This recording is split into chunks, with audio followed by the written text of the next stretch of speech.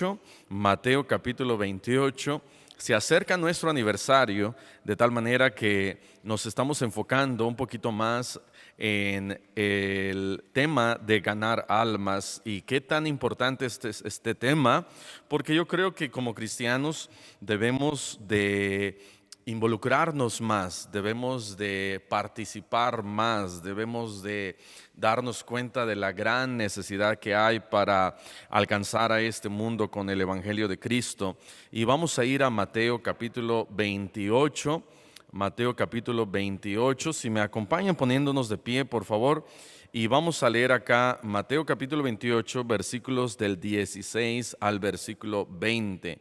Mateo capítulo 28, 16 al 20, son solamente unos cuantos versículos, pero qué tan importantes versículos. Vamos a hablar acerca de la gran comisión en esta escuela dominical, en esta clase de escuela dominical, Mateo 28, 16 al 20. ¿Ya lo encontraron? Ok, todos juntos vamos a leer estos versículos. Dice todos: pero los 11 discípulos se fueron a Galilea, al monte donde Jesús les había ordenado. Y cuando le vieron, le adoraron, pero algunos dudaban. Y Jesús se acercó y les habló diciendo: toda potestad me es dada en el cielo y en la tierra. Por tanto, id y haced discípulos a todas las naciones, bautizándolos en el nombre del Padre y del Hijo y del Espíritu Santo, enseñándoles que guarden todas las cosas que os he mandado, y he aquí yo estoy con vosotros todos los días hasta el fin del mundo. Amén. Muy bien, vamos a cerrar nuestros ojos y vamos a orar. Gracias, Señor, te damos por tu palabra. Te pedimos, Señor, que nos ayudes a cada uno de nosotros a darnos cuenta de la importancia de la gran comisión. Ayúdanos, Señor, a ser partícipes. Ayúdanos, Señor, a poder llevar el evangelio, poder ganar almas, poder ver a nuestra comunidad, nuestro país, este mundo entero, venir a tus pies y ser salvos. Ayúdanos, Señor, a nosotros. Danos esta carga, te lo pedimos y te damos las gracias en Cristo Jesús. Amén. Amén. Pueden tomar asiento. La palabra de Dios es muy clara y es muy específica con respecto a la gran comisión. Y esta gran comisión muchas veces la hemos escuchado también con su de la manera, ¿verdad?, de como si fuera la gran omisión. ¿Por qué? Porque no es la gran comisión ya más, sino la omitimos tanto que ya no tenemos esa carga, ya no tenemos esa pasión de alcanzar a la gente con el Evangelio de Cristo. Primero que nada, lo que podemos ver acá es en los primeros versículos, dice ahí en el versículo 16, pero los 11 discípulos, ¿por qué ya no eran 12? Bueno, uno ya se había suicidado, Judas Iscariote, y entonces quedaban 11. Y dice, los 11 discípulos se fueron a Galilea. Galilea está al norte de Jerusalén, y dice la Biblia que se fueron a Galilea, al monte donde Jesús les había ordenado. De tal manera que Jesús les había dicho, ¿saben qué? Vayan para allá, vayan a Galilea. Versículo 17, cuando le vieron, dice la Biblia, que le adoraron, pero algunos dudaban. Ahora, no está específico quiénes fueron los que dudaban, si fueron algunos de los discípulos. Conocemos la historia de Tomás cuando está allá en el aposento alto, de que él había dudado, pero también pudo haber sido más gente, de cómo se nos habla allá en los últimos versículos de Lucas, en los primeros de Hechos, en donde la Biblia nos dice que más de 500 fueron testigos de que el Señor Jesucristo había resucitado, pero también había algunos que dudaban. Entonces dice la Biblia que fueron, le adoraron, pero algunos, dice la Biblia, dudaban. Espero que nosotros no seamos de los que dudamos del Evangelio, de los que dudamos del poder de Dios. Dios quiere que seamos de los que creemos, de los que estamos seguros que la Biblia es verdad y que este mandamiento se tiene que acatar y lo tenemos que obedecer. Versículo 18 dice la Biblia: y Jesús se acercó y les habló diciendo: toda potestad me es dada en el cielo y en la tierra. Esta palabra potestad nos está hablando acerca de la palabra poder. Y Jesús está diciendo todo poder. No solamente nos habla acerca de el poder que Él tiene, pero está hablando acerca del poder de Dios. Dice todo poder de parte de Dios. No quiere decir que Jesús tiene menos poder, pero está simplemente confirmándonos que este poder nos lo está ¿cómo se le pudiera llamar? Transfiriendo a nosotros.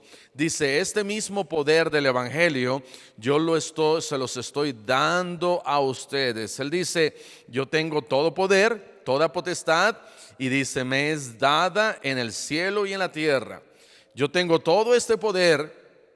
Y con todo este poder yo les estoy dando este mismo poder a ustedes para que ustedes lleven el Evangelio. Entonces la primera cosa que podemos ver aquí es su poder, el poder del Evangelio y el poder del Señor Jesucristo. Si vamos allá a Romanos capítulo 1, versículo 16. Romanos capítulo 1, versículo 16, dice aquí la Biblia.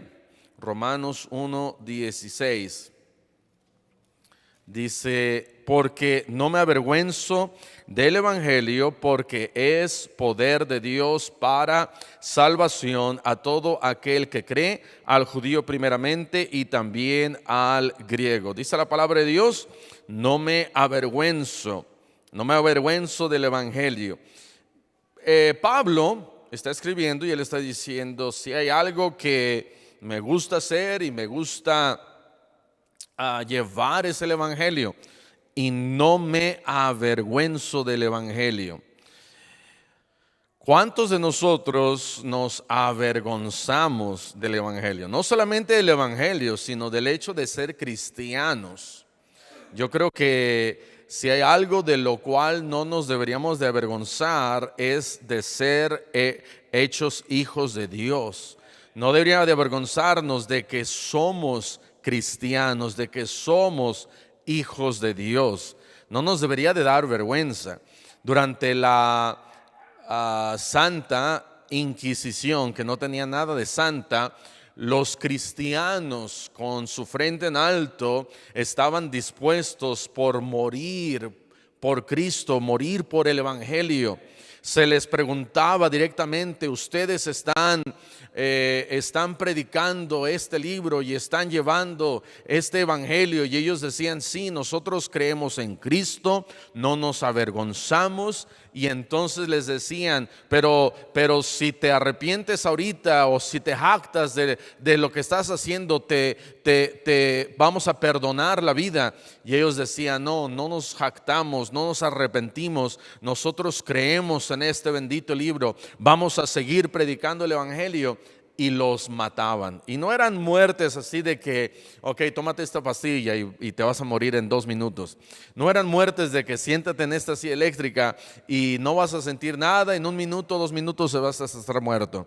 Sino los flagelaban, les quitaban su piel, los quemaban en la hoguera, eran muertes muy crueles. Los colgaban con ganchos y después les cortaban la cabeza y los ponían ahí en palos y los incendiaban esas cabezas de los cristianos.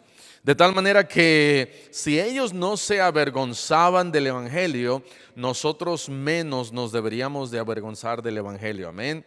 De tal manera que el Evangelio, dice la Biblia en Romanos 1:16, porque no me avergüenzo del evangelio. ¿Por qué? Porque es poder de Dios para salvación a todo aquel que cree. El día de ayer, ahí en el aeropuerto en la Ciudad de México, me estaban haciendo algunas preguntas cuando en la aduana nos estaban inspeccionando las maletas y vieron ahí algunos libros que teníamos y me pregunta ahí la persona de aduana, dice, ¿es usted educador, maestro? Y le digo, no, yo soy pastor. Y luego me dice, pastor pentecostés. Le digo, ¿qué pasó? Me vio cara de pente y le dije, no, soy pastor bautista. Y luego empezó a decir, ¿usted cree que ustedes aman al Papa? Me preguntó, ¿ustedes aman al Papa? Y yo le dije, Dios ama a todo mundo, aún al Papa. Y me empezó a decir ahí de la Iglesia Católica Romana, yo no sé qué quería decir, tenía algo en contra de los cristianos, pero como cristianos no nos debemos de avergonzar del Evangelio. ¿Por qué? Porque dice la Biblia, el Evangelio es poder de Dios. No debemos de escondernos porque somos cristianos. Hay países en donde es peligroso. Hay países donde es prohibido predicar el evangelio. Es prohibido aún el aceptar a Cristo. Son excomunicados, son llevados a la horca, lugares allá en donde el Islam está muy fuerte y los musulmanes cuando se enteran que alguien de su comunidad, de su familia se convierte al evangelio, los rechazan y muchas veces aún los llegan a matar por cuestión del evangelio. En nuestro país, en nuestro hermoso país, no hemos llegado a eso y espero que nunca lleguemos. Y hay que orar por nuestro país y hay que orar por las elecciones, porque puede llegar a alguien en poder que puede prohibir que se predique el evangelio. Pero aún así, si llega alguien en el poder que prohíba que se predique el evangelio, quizás pueda ser para bien, porque yo creo que muchos cristianos necesitamos pasar por tiempos difíciles porque no estamos predicando el evangelio como lo deberíamos de estar predicando. Allá en Venezuela llegó el comunismo, el socialismo y se está prohibiendo tantas cosas que se están prohibiendo. Aún no se prohíbe que se predique el evangelio, pero están pasando por problemas y necesidad y hambre, y eso ha dado como resultado que muchos se estén acercando al evangelio. Qué bendición en cuanto a la gente que está siendo salva, qué tristeza en cuanto al país siendo llevado al socialismo y a unos cuantos pasos del comunismo. Por eso hay que estar bien enterados de quién de los candidatos tienen ideas socialistas y quiénes no. Amén. No hay muchos amenes. Ok. Entonces, número 1, el poder del evangelio. El poder del evangelio. El poder del evangelio, nosotros como cristianos no nos debemos de avergonzar. Su evangelio tiene poder. Y dice la Biblia, no lo vamos a leer, pero en Hechos 1:8 dice que recibiréis poder.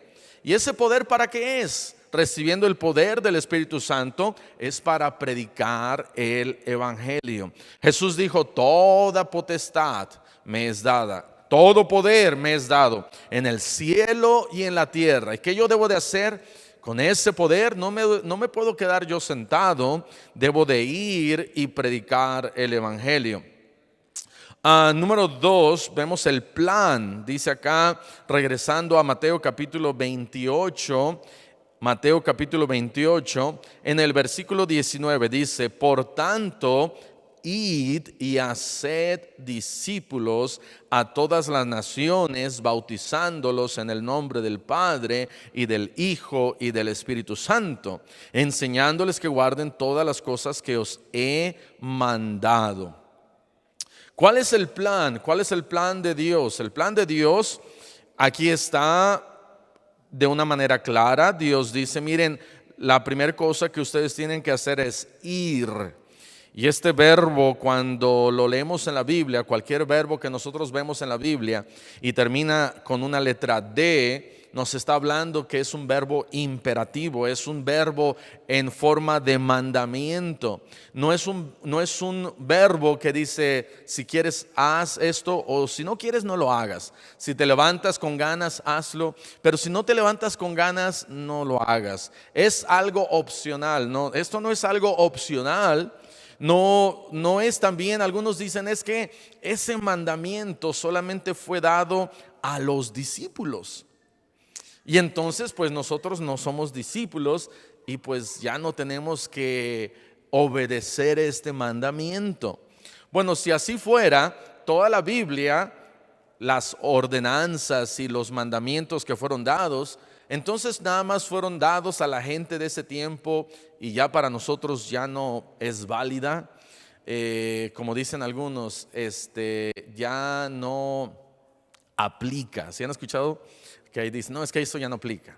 Ya no aplica esa parte de la Biblia a mi vida. Y no podemos nosotros escoger qué sí aplica y qué no aplica. La palabra de Dios aplica a todos, tanto como a cristianos como a los que no son cristianos.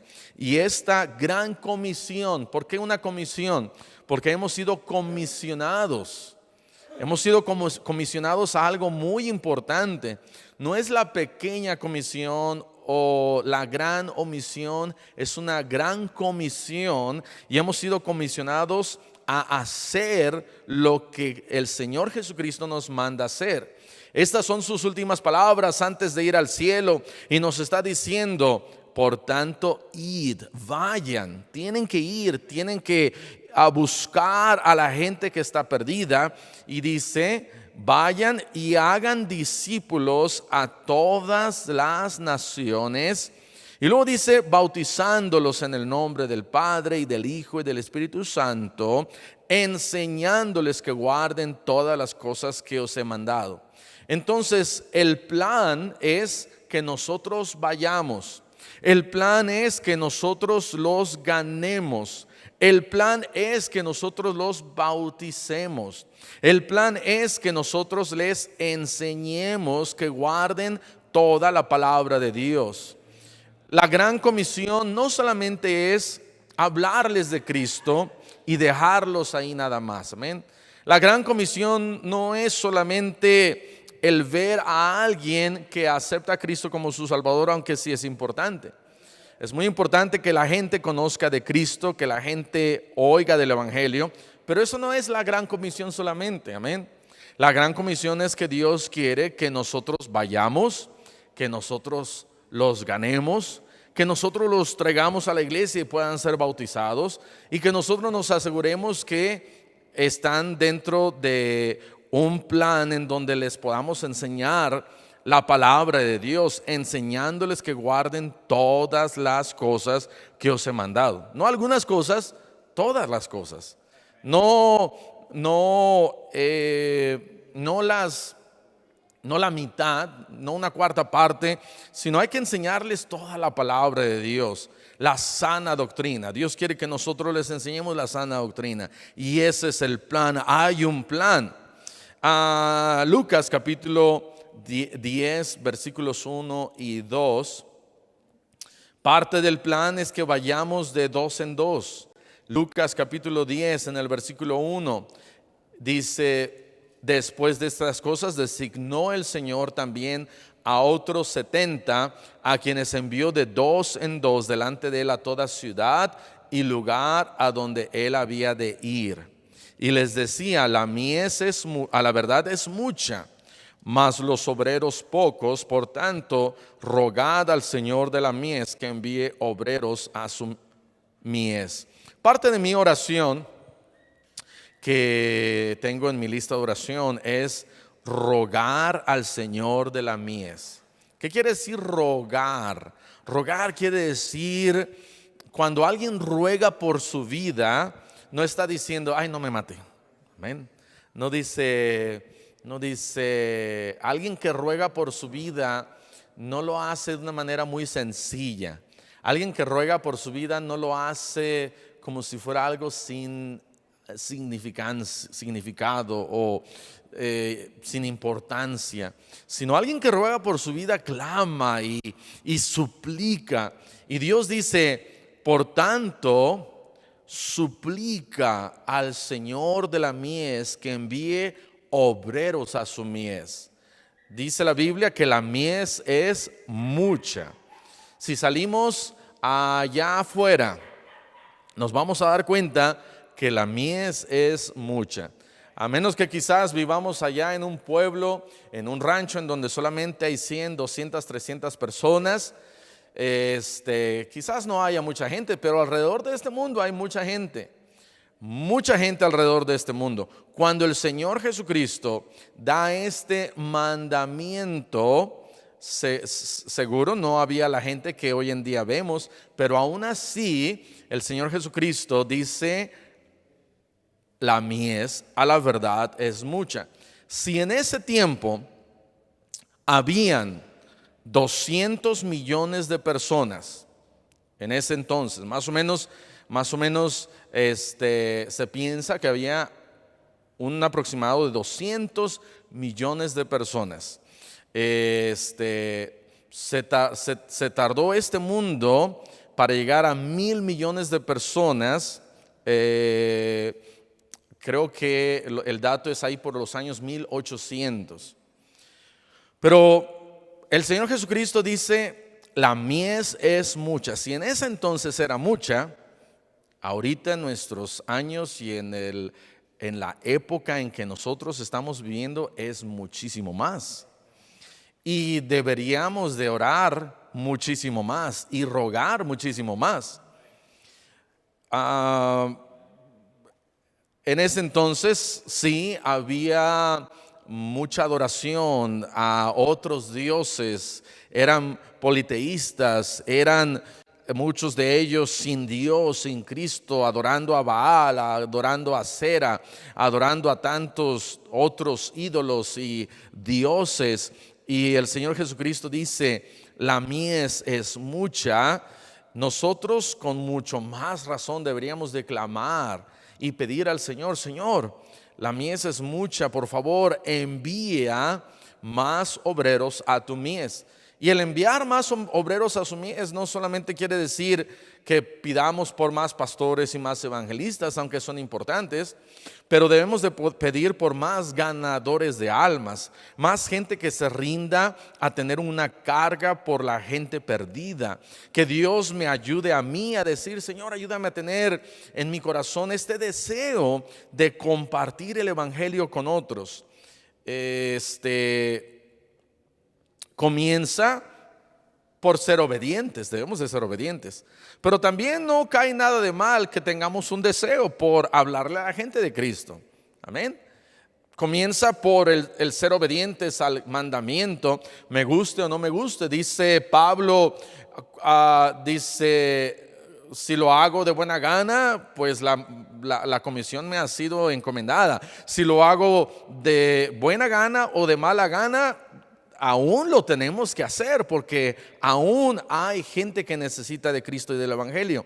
Pero hay un plan. El plan es que nosotros vayamos. El plan es que nosotros les hablemos. El plan es que sean bautizados. Parte de ese plan es no dejarlo solamente ahí, que hayan escuchado el evangelio. Es bueno si algún familiar escuchó del evangelio.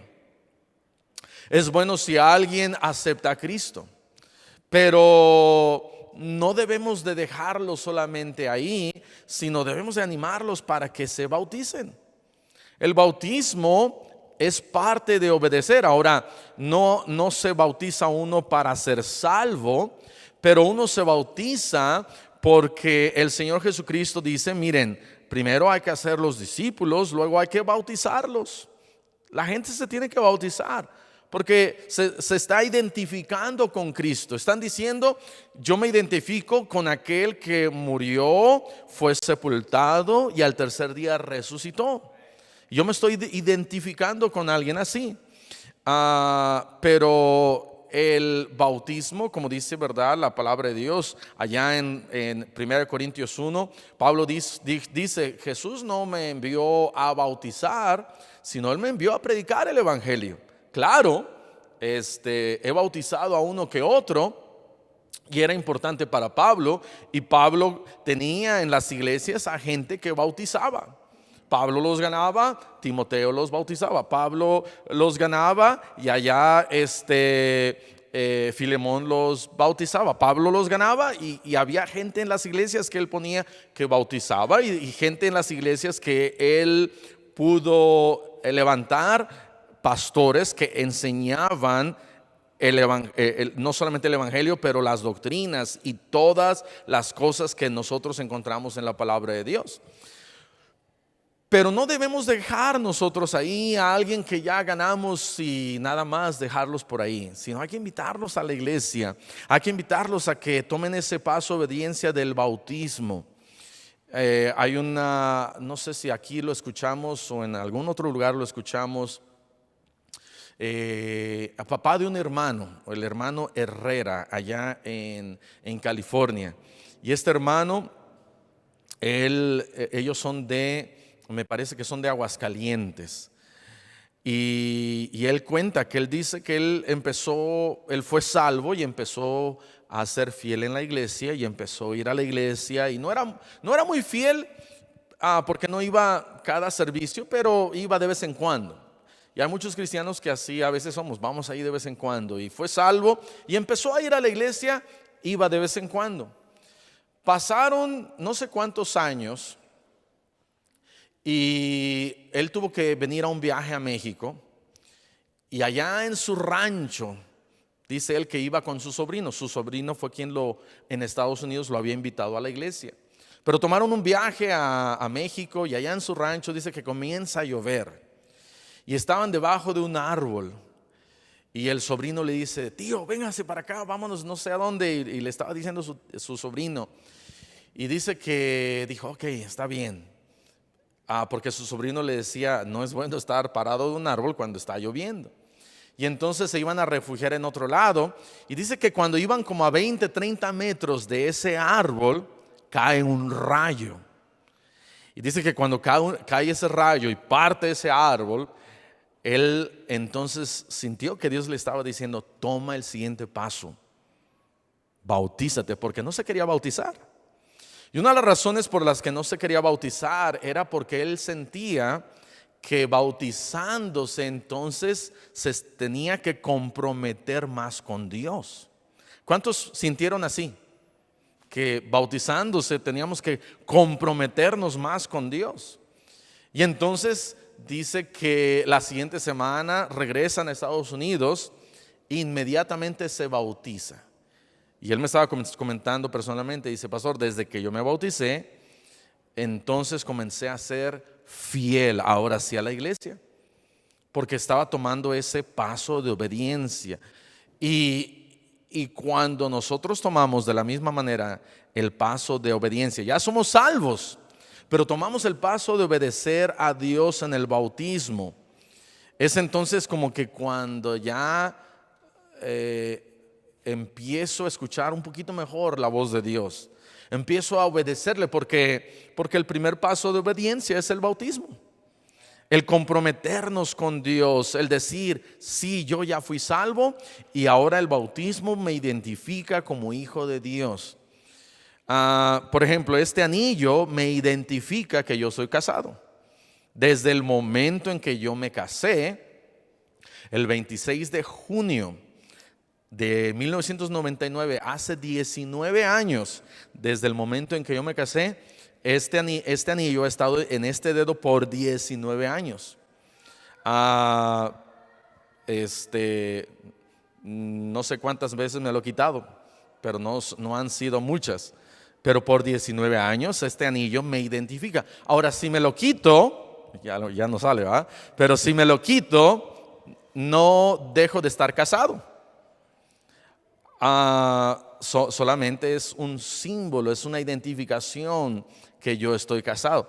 Y de la misma manera el bautismo no me casa o no me salva en este caso, sino simplemente me identifico con Cristo. Estoy diciendo, Señor, yo estoy dispuesto a seguirte más y mejor. Estoy dispuesto a obedecerte como tu hijo. Este anillo me dice a mí, mira, tienes que ser fiel a tu esposa. Estás casado, tienes que seguirla a ella, ¿verdad? En cierta manera, estoy casado, estoy comprometido, me compromete más. No me casa, pero me compromete más. Vemos, número uno, entonces el poder de Dios, el poder del Evangelio. Número dos, vemos el plan y tenemos que ir y tenemos que ganarlos y tenemos que bautizarlos. ¿Y quién debe de bautizar? Debe de bautizar a alguien que ha sido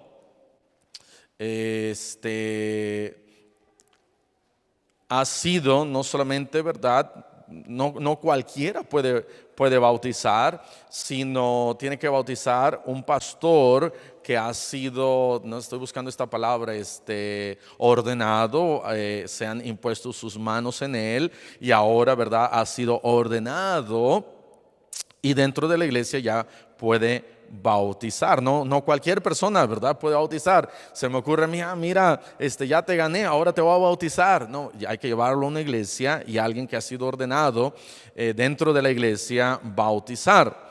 El hermano Arturo Mendoza no lo hemos aún ordenado, al hermano Arturo. Y en cuanto lo ordenemos, entonces ahora sí él va a poder bautizar. Nada más que no me ha dado los 5,000 pesos para que lo ordenemos, amén. No es cierto, pero vamos a seguir acá. Dice, hay que bautizarlos y luego hay que enseñarles. Si usted gana a alguien, gloria a Dios, pero hay que invitarlos y hay que traerlos aquí a la iglesia. Y cuando los traigamos a la iglesia, hay que ser insistentes. Hay que hacerlo con gozo y alegría. Hay que decirle, mire, ¿sabe qué? Vamos a tener un tremendo servicio el domingo. Lo invito, la invito, venga a mi iglesia y ore por esa persona y tráigalo a la iglesia. Y después hay que orar, ¿verdad? Para que pueda ser bautizado. Ahora hay dos maneras de bautizarlos, a la fuerza y voluntariamente, ¿verdad? Hay que animarlos ciertamente, hay que animarlos para que tomen ese paso de obediencia. ¿Cuántos meses o años hay que esperar? Habrá que esperar 20 años para ser bautizados, habrá que esperar 10 años.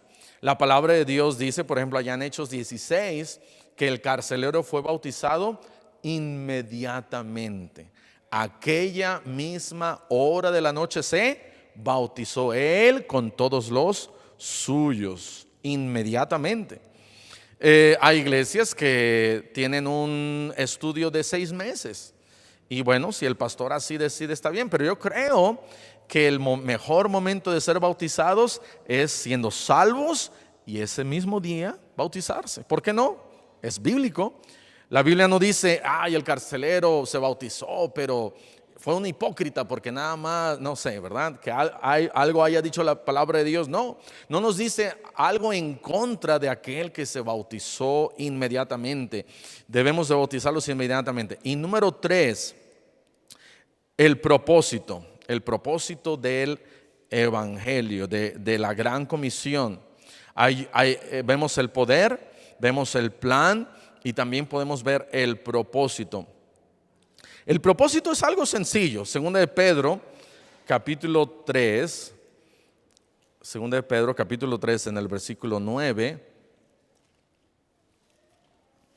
dice ahí, segunda de Pedro 3:9, no queriendo, dice, el Señor no retarda su promesa, según algunos la tienen por tardanza, sino que es paciente para con nosotros, no queriendo que ninguno perezca, sino que todos procedan al arrepentimiento. El propósito es para que nadie perezca, para que nadie vaya al infierno.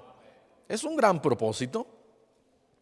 Si hay una casa que se está incendiando y alguien me dice, córrele, avísales, Y yo les digo, pero ¿para qué?